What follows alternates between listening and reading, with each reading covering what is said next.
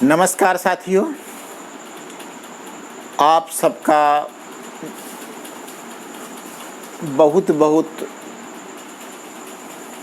अभिनंदन और स्वागत मेरे इस यूट्यूब चैनल में, जिसका नाम है एस्ट्रोलॉजी बेस्ड ऑन लघु पारस है। मैं राजेंद्र प्रताप सिंह आप सबको बहुत बहुत बधाई देता हूँ। आज कृष्ण जन्माष्टमी उसकी, और आज जिस विषय पे मुझे बोलना है उसका नाम है नक्षत्र दशा। भगवान कृष्ण का जो जन्म नक्षत्र है वो रोहिणी कहलाता है।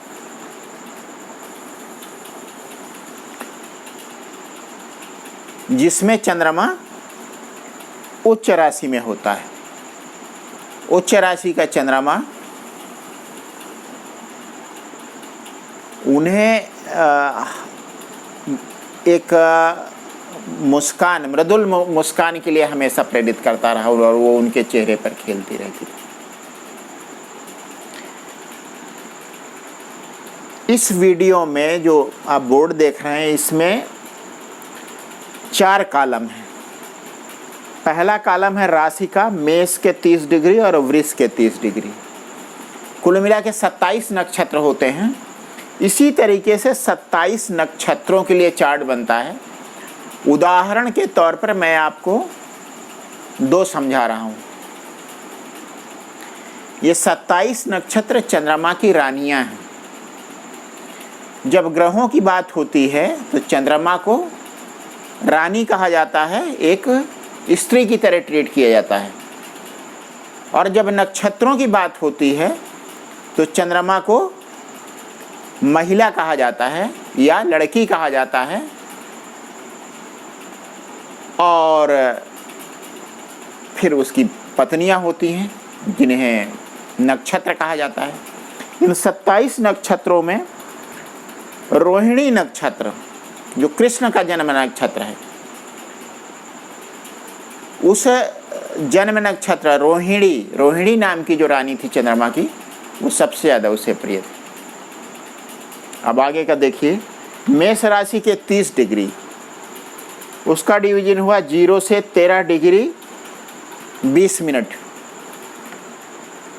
एक नक्षत्र हो गया ये अश्विनी, और इसी एक नक्षत्र के 4 चरण हो गए। पहला चरण, दूसरा चरण, तीसरा चरण, चौथा चरण।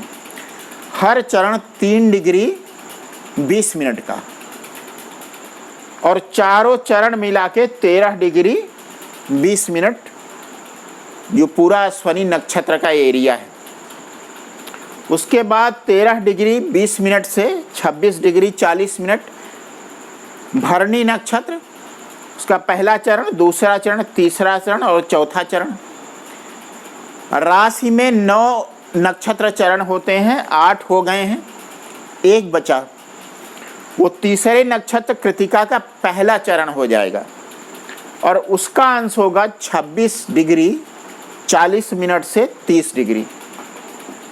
उसके बाद बात होगी वृष राशि की। 30 डिग्री 0 से 10 डिग्री कृतिका, दूसरा, तीसरा और चौथा चरण। पहला चरण इसका मेष राशि में आ चुका है, दूसरा, तीसरा और चौथा चरण कृतिका में आया है। 10 डिग्री से 23 डिग्री 20 मिनट दूसरा नक्षत्र है रोहिणी, जिसके चारों चरण, पहला, दूसरा, तीसरा, चौथा,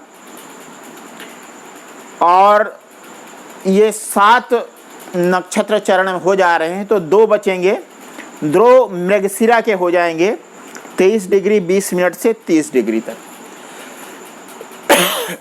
मृगशिरा का पहला और दूसरा चरण।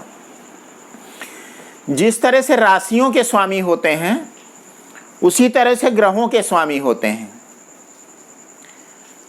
फर्क केवल यह है कि जो 7 ग्रह होते हैं वो 12 राशियों के स्वामी होते हैं, जबकि नक्षत्रों के स्वामी 9 ग्रह होते हैं। मतलब केतु और राहु को भी नक्षत्र स्वामी माना जाता है। एक ग्रह 3-3 नक्षत्रों का स्वामी होता है और इस तरह से 9 ग्रह 27 नक्षत्रों के स्वामी हो जाते हैं। हर नक्षत्र स्वामी अलग अलग एक पर्टिकुलर टाइम बैंड देता है। जैसे केतु व्यक्ति को 7 साल देता है, शुक्र 20 साल देता है, सूर्य 6 साल देता है, चंद्रमा 10 साल देता है और मंगल 7 साल। कुल मिला के 120 साल आदमी की पूर्णायु मानी जाती है, जिसे परम आयु कहते हैं। ये 9 ग्रह मिलकर के व्यक्ति को 120 साल की उम्र देते हैं। और हर ग्रह की ये जो नक्षत्र दशा होती है इसे महादशा कहा जाता है। महादशा का समय और महादशा का क्रम हर कुंडली के लिए निश्चित होता है। यदि व्यक्ति का जन्म अश्विनी नक्षत्र के चौथे चरण में हुआ है तो चंद्रमा कहाँ पे होगा? अश्विनी नक्षत्र में होगा और चौथे चरण में होगा। और इस चरण का स्वामी है केतु।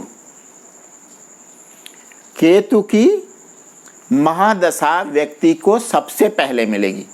चंद्रमा जिस ग्रह के नक्षत्र में होता है उस ग्रह की महादशा व्यक्ति को सबसे पहले मिलती है। पूरा 4 चरणों का नक्षत्र व्यक्ति को 7 साल देता है नक्षत्र दशा में। अगर व्यक्ति का जन्म ऐसे समय हुआ है जब 3 नक्षत्र चरण गुजर चुके हैं और एक ही नक्षत्र चरण बचा है, उस केस में नक्षत्र दशा का 1/4 7/4 इतना टाइम केतु का मिलेगा व्यक्ति को। मतलब चंद्रमा उस नक्षत्र में जितना समय पार कर चुका है वो नक्षत्र दशा उसी रेशियो में घट जाएगी।